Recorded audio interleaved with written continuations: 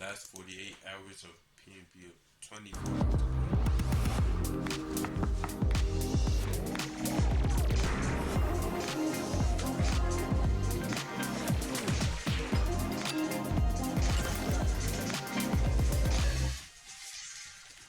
Back in 2022, PNB Rock was beginning to get his career on track.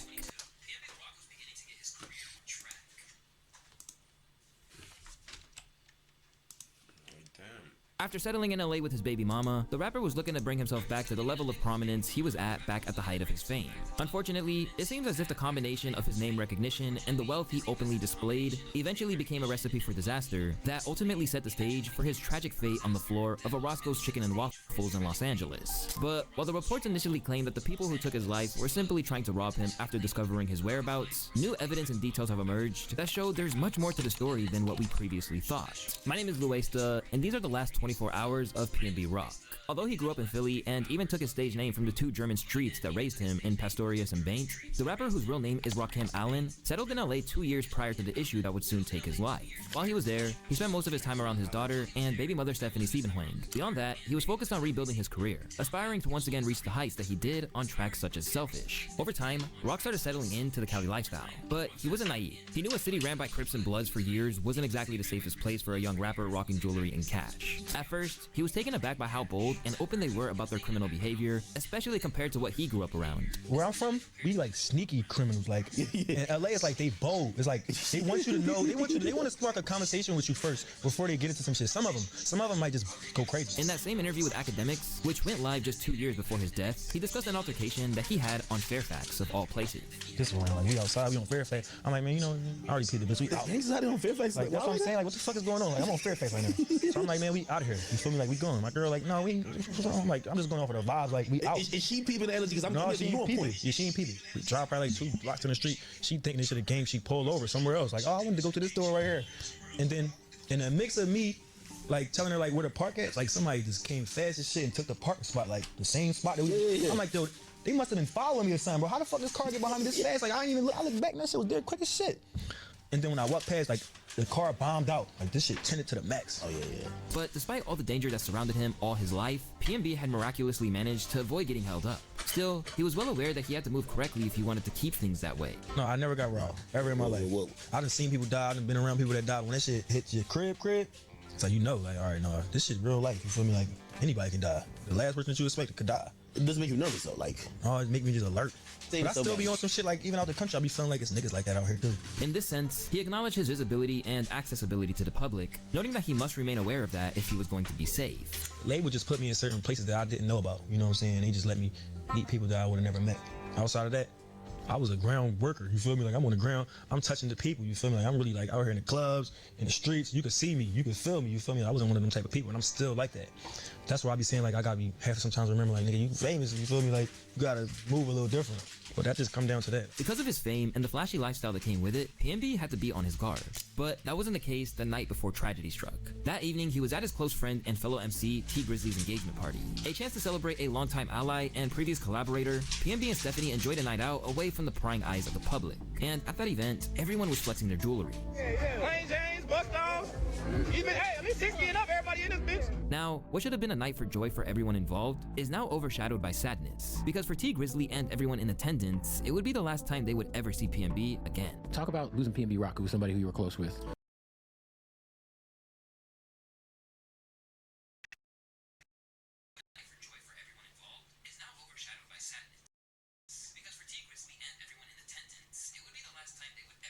Man, that was fucked up, bro. That was hard. Feel like you lost a genuine friend. Feel like I lost a genuine friend and shit. And genuine friends in this business is hard to come by. Yep. You know, so that was tough for sure.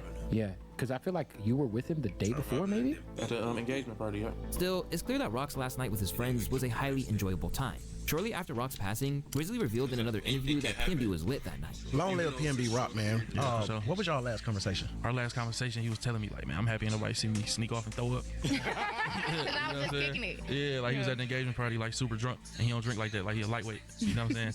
So, bro, like he probably was like 8 shots in, went to the bathroom, threw it all up. And he was just telling me, like, man, I had so much fun though, like I ain't got no hangover. You know what I'm saying? The next day, PNB and his girlfriend headed out to run some errands, but he faithfully did so while wearing a lot of his jewels. When he was initially moving to LA, his lawyer warned him that he should keep himself looking pretty incognito. Avoid sharing a specific location until you've left, and never post your current location.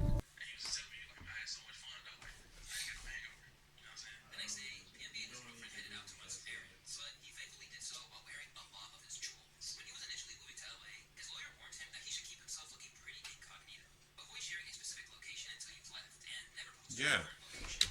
See, that's the thing. I think you need to start doing that. Leave before you post. Not post before you leave. Like, that's how you get. When you have jewelry, you are a target. This wasn't just the advice of an attorney, but the sort of wisdom he could get directly from the streets. After his passing, Ice-T shared a similar sentiment on Twitter, reflecting on how dangerous it can be to move carelessly in his city. If you notice, LA rappers don't wear a lot of jewelry. Me, Snoop, Cube, Game, Kendrick, the list goes on. It's not cause we're broke. LA is just a dangerous place, rapper.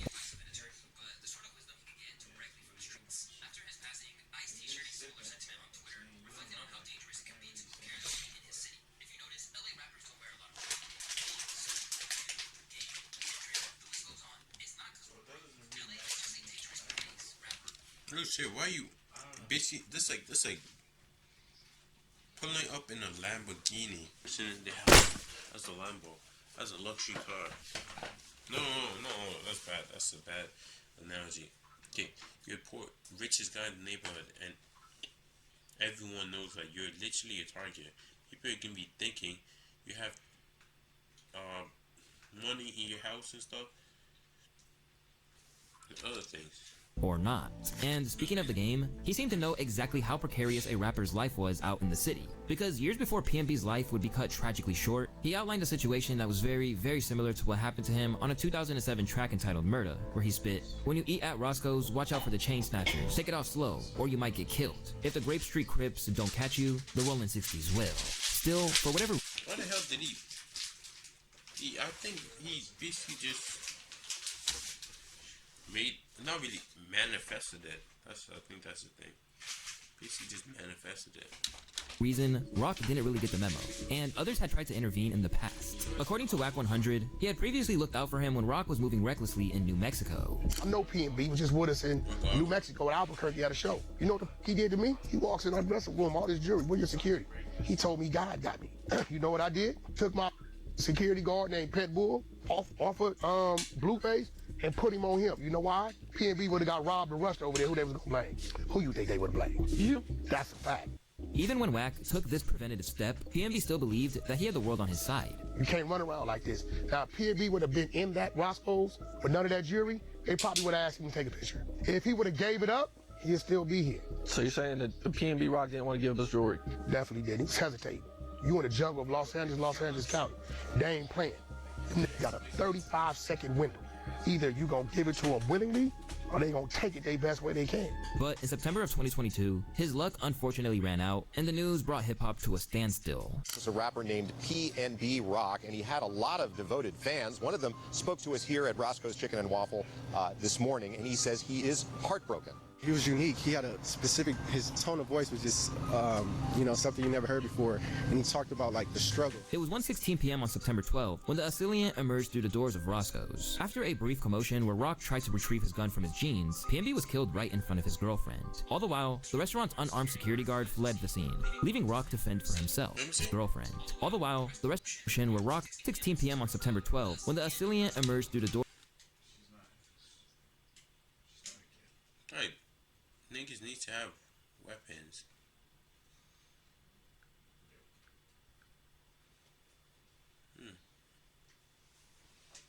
Why are you a security guard and you don't have a weapon on you?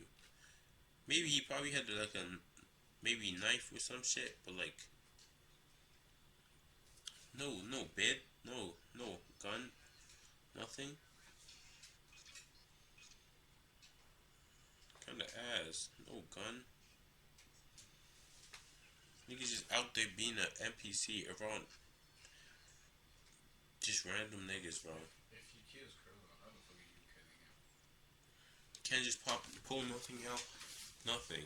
You can't protect Doors it. of You just a Roscoe's. security After guard just to stand there like an NPC.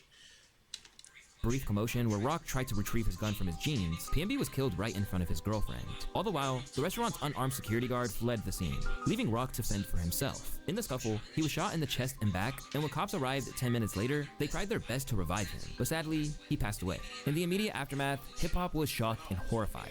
Meanwhile, the cops began to piece together a motive, and it all came back to the haul of jewelry he had on him. He had 2 watches, several chains, rings on his fingers, and these are not just costume jewelry. Chains that, do gain attention. After he told Wack that he had it covered, this was the same rhetoric that he gave his girlfriend Stephanie. This time, however, it all came crashing down. And by the time they waited 40 minutes to get their food, everything had already started to unravel. Understandably, Stephanie would have been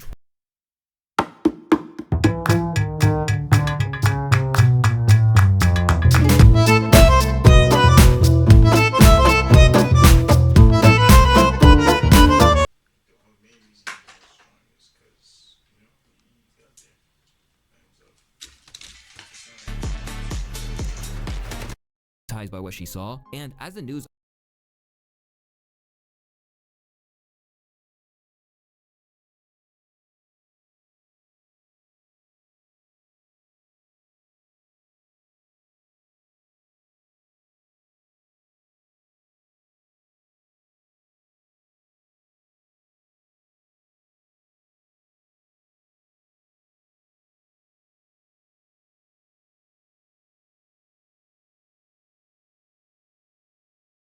of the crime spread, the initial narrative didn't help. Because rather than blame the people who are responsible, a lot of the chatter around the killing seemed to center on her IG post, which showed that they were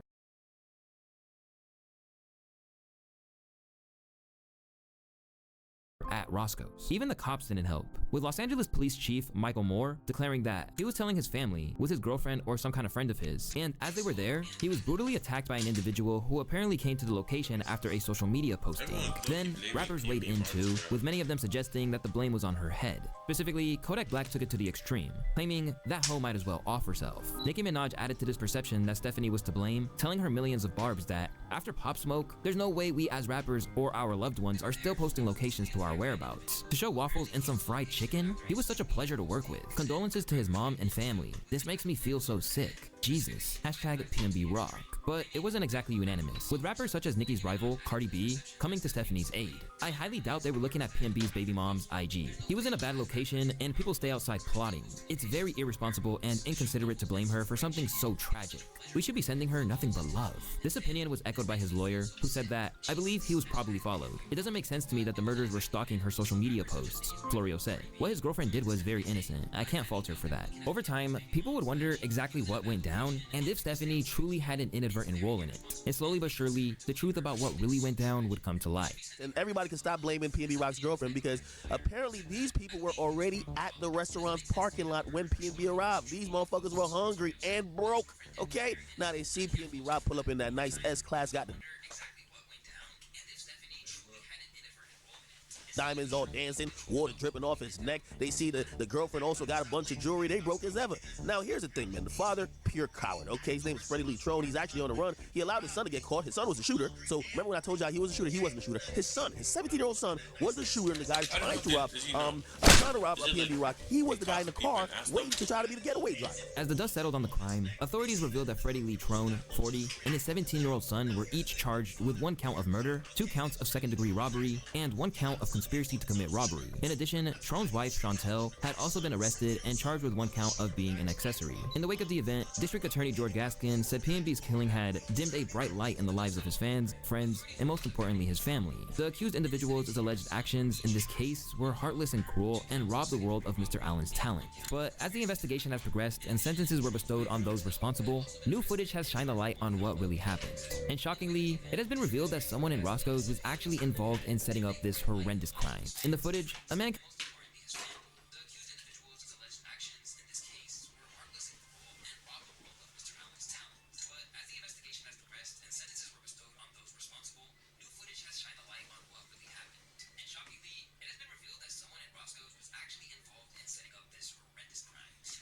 Oh, someone probably called them.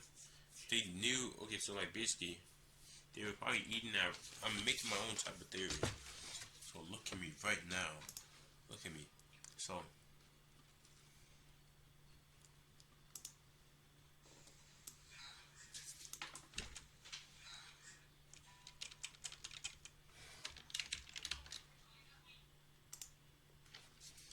So like basically, look. Basically, someone was probably in there while they were eating. He probably walked in there. Let's go order their own food. Saw them there. Probably called. Hello. Yo. I just seen this rapper, yeah. I just seen this rapper, and he just walked in. He's eating with his his girl. After he was like, oh yeah, they have mad jewelry on them. Yo, come right here. Come home. Yo, we can make a lot of dough right now. Let's go. Yeah, let's go. Find him. Come right now. Boom. After. And Loki came. Boom. He could be seen fist-bumping PNB Rock as he walked into the restaurant with over $500,000 in jewelry glistening on him. As it turns out, this unidentified individual was a regular fixture in the restaurant who decided to tip off Freddie Lee Trone and his child. This surveillance footage shows PNB Rock and Stephanie walking in. It's lunchtime, 12:28 p.m. As they wait, a man seated to the right fist bumps the rapper, but the couple is quickly taken to a table. As the investigation details came to light, everything we initially believed to be true was shattered. While it's often portrayed as a robbery gone wrong, the tragic outcome seemed inevitable, given how quickly the 17-year-old was to pull the trigger. But at 1:16 p.m., a gunman walks inside ready to score. There was some sort of verbal exchange at this point. At 1:17 p.m., the unarmed security guard notices the commotion and flees. Seconds later, PNB Rock is shot. In addition to detailing what went down, more footage has emerged, which seems to have put to bed the idea that Stephanie was either to blame, or as others have suggested, were in on it. After witnessing the shooting firsthand, Stephanie was taken to the precinct, and from the outset, her only concern was checking on him. Initially, she blamed herself right along everyone else. It was on me. It was low-key. It wasn't no one in there. When we posted that chicken in the waffles. This was unfortunately happening way too often. But as she divulged what went down, she explained that she asked him to remove his chains. Stephanie, I wouldn't sit here and blame you, so... How's that goggles, smart ass?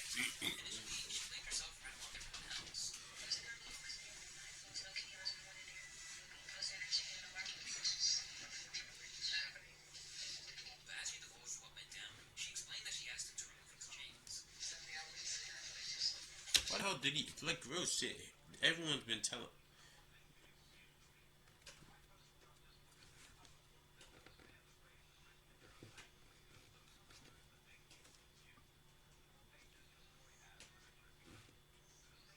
Everyone's been telling. You don't. You guys did watch too? That's a lot of jewelry on. Yeah, I told him to take it off. Tragically, the police had to deliver the news that PNB had passed away. Anyone who questions the sincerity of her shock and distress clearly doesn't have a heart. I'm sorry. She passed away.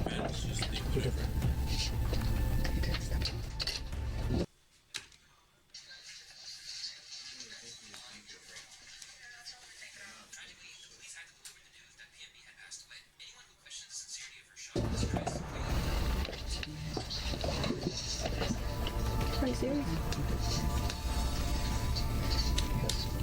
You can see here. Do you have people out here? It's gonna be by your side. You can see how it's moving.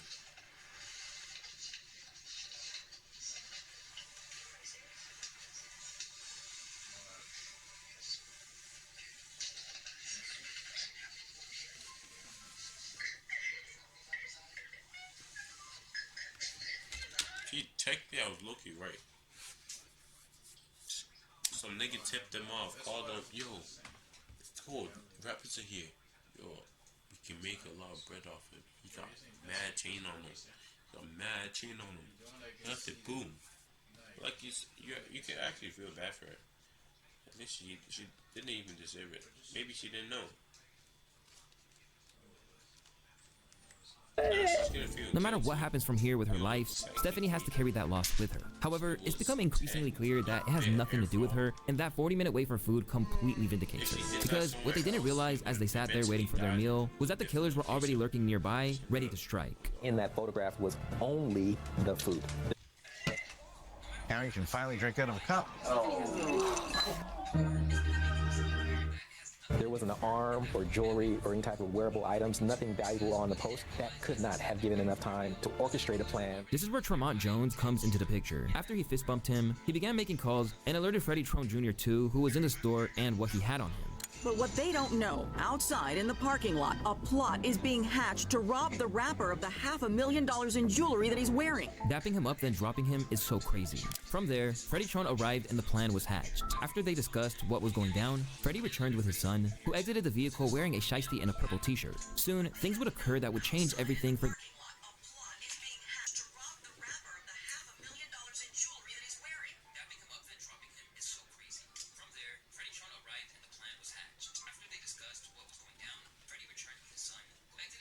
those involved. As soon as he walked in, he pointed the gun at his son. He said, "Give me all that. I'll shoot you right now." And he just started shooting him. He took his rings off, necklaces off, took his watches off, and he made me take my watch off. He said, "Give me that right now. I swear to God, I'll shoot you in the head." That's so scary. Once the deed was done, he and his father fled in the getaway vehicle, and the son tossed his clothes into a dumpster. Afterwards, Freddie torched the car that was utilized to escape, which was a Buick that was registered to his wife. But he didn't know that Los Angeles PD was hot on his trail. In another twist, Freddie made it clear that he'd throw anyone under the bus. When he was interrogated, he promptly tried to shift all the blame onto the shoulders of his son, later claiming he was dangerous on the stand.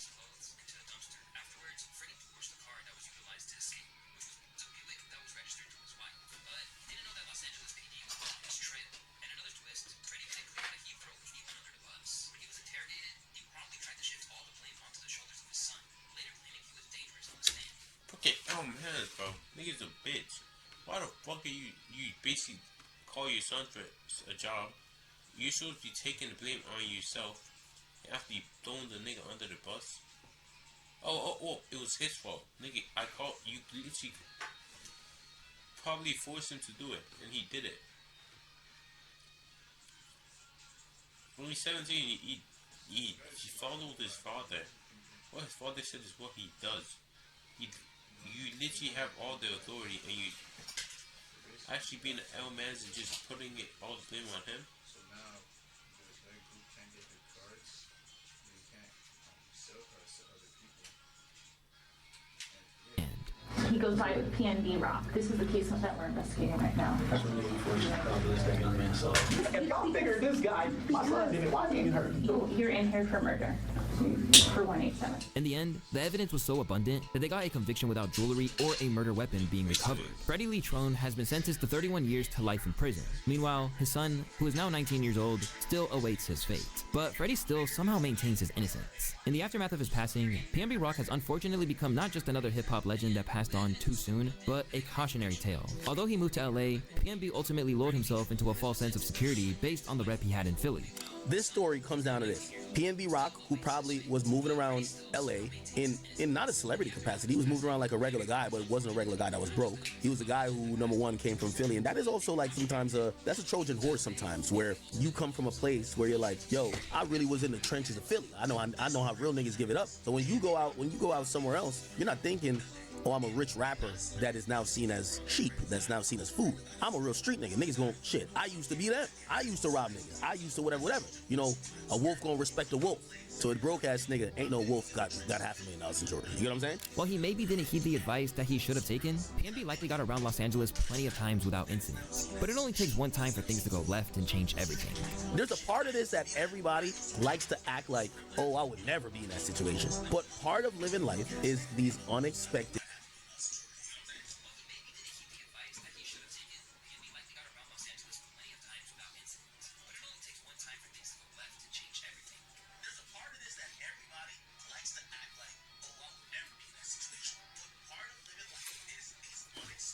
Yeah, unexpected turns in life. Like, literally, any one of your family members could die. Just an instant, without you knowing. That's one of the unexpected turns. You don't actually know or can predict what happens in life. You're not God or some shit. Or some fucking not really mind reader. More like just random events that could turn violent, right? Or could turn deadly. And that's what that was. You have a nigga who's a loiterer. I don't even think that guy was probably a hater. That guy was probably just broke. Among the most tragic aspects of PNB's passing was that after a few years of economic downturn, he was finally on the right path. After being signed to Atlantic, he finally escaped the deal that he had been trying to evade for a long time in order to go independent. For years, he fought to get out of it and regretted ever signing with them. Wish somebody would have sat and told me to not take the deal. I don't make money off my music, I got paper still. At Atlantic Records, I want to buy out this BS ass deal y'all got me in. Y'all been making millions off me for years. Haven't gave me 1 mil yet. Eventually, he gained his independence when he realized that the figures weren't adding up. Why are you independent? Pretty much because I wasn't making money like off of my music like that. You know what I'm saying? Like with the deal that I had, it was just like a beginner's deal. You know what I'm saying? And when we was trying to renegotiate.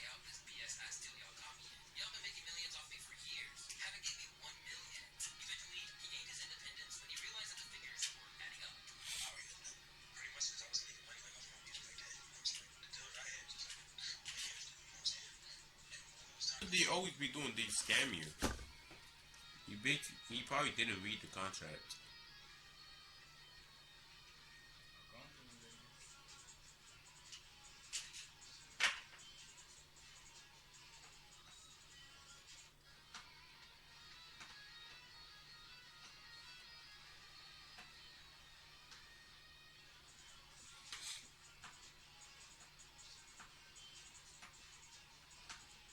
For that shit, it was like I was on my last 2 albums. And it was like we was at a stalemate.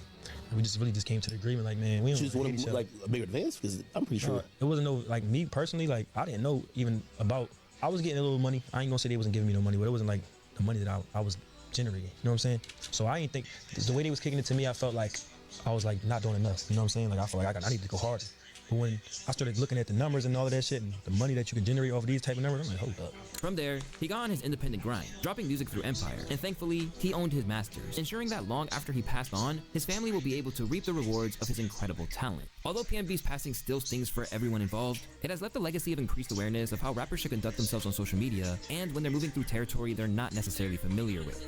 In the aftermath, rappers like Kodak Black have clamped down on people recording him, citing PNB as an example of why it's best to keep a low profile. Hey.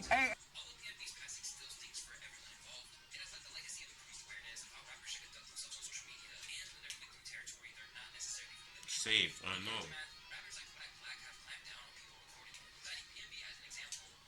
Hey. No, check that. Check that, man. Don't record me. Don't lie. Man, you record me. I saw you put the shit, you on live, but you just put the phone to my car, man. Come on, you tripping. You don't see that shit that happened in PNB? You don't see what that shit that just happened in PNB Rock, homie? Now, God forbid, but you know, ain't no shit that come saying, but at the same time, like, this God forbid some crazy shit anyway. Come on, man. Despite the fact that he was just flexing the fruits of his labor, OGs understand that it is. We're just wondering if you could squeeze us in. I'm sorry, what book's out? Hi, guys. Oh. I think I can help. But you can get us in? No. But I can let you in on a little secret. Oh, you could have skipped. It isn't always interpreted that way. In the eyes of Akon, he would have never put himself in a situation like that, as it could be interpreted as a way to provoke those around. Like, for example, would you pull up in your $150,000 car in South Central and grab some chicken and waffles?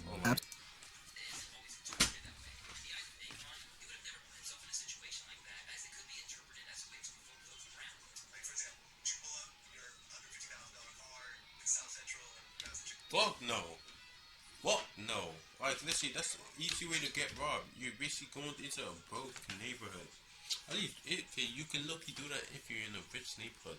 Like, okay, park my car in my luxury house where it's gated and rarely any robbers come there. Like, no, like, who the hell would, park my car in the slums, my Lamborghini, or let me see, my Cognix, my $100 million Cognizant. How much is a Cognizant? Like 20.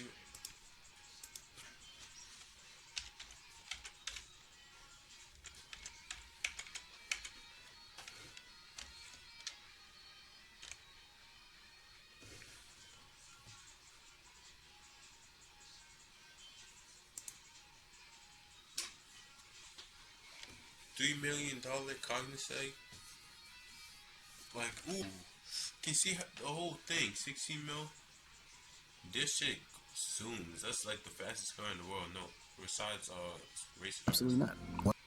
Ooh, my 20 mil Cognizant, and you just park it where fucking broke niggas live, bro.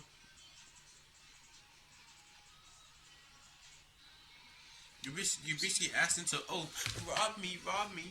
Why would I do that? Literally. Like, I'm not gonna, glorify my success with people that's still struggling. Yeah. It just doesn't make sense. I think it's a certain level of how you communicate with people, and sometimes the communication can get distorted because it almost feel like it's this nana attitude. I made it and you did. You know what I mean? Like, most people may not take it that way, but I always calculate what if they do. Some people are more fortunate than others. Some in the game long enough to work hard enough to get to where they are, but for the people that don't know your story, they just naturally assume that you feel comfortable enough to come in my hood and celebrate your success in my face. 50 Cent also echoed the sentiment after what went down in LA, telling everyone that they need to be mindful of the mentalities out there. A lot of times you watch the young boys because they'll go, yo, you ever don't wear your jewelry? And they'll go, nah, I wear mine everywhere I go. Like there's not another version of them. Right. Like there's not another guy that's just not special. He's exactly like you. He just don't have a song. When you feel like you're gonna get busy if you touch it, he feeling like I'm gonna get busy to get it. Right. Right? And it's the same energy, bro. Like, and you go and it's when you run into yourself, you have to ask them, babe, when you see them have that, nah, ain't nobody doing nothing to me. But what about when you was doing that? They doing a hit in the neighborhood for 5,000. If you come and you got what? That's $800,000 for jewelry down in that. You have to come up off that. Even though it's probably little comfort to her, the new evidence has finally cleared his girlfriend Stephanie's name, and now all people can do is apologize. Still, what PNB's passing represents is a manual for how to navigate through the streets of LA or any other major city, because whenever possible, loved ones need to be aware of what they're posting and what repercussions it may have going forward. I do think a lot of people owe his girlfriend Stephanie an apology. It's clear that she wasn't the person that was responsible for the chain of events that led to his death. But I don't think anyone should apologize for chastising, and not necessarily her, but chastising the habit of women, men, or anybody else when you go out with someone who is known posting locations. Well, we just gotta be honest. So it's not her fault for this situation, but to be honest, this habit of I have to show y'all where I'm at and what I'm eating is something that's very pervasive among certain people, and that shit cannot be co-signed. Long live PNB Rock, man. Another artist taken way too soon.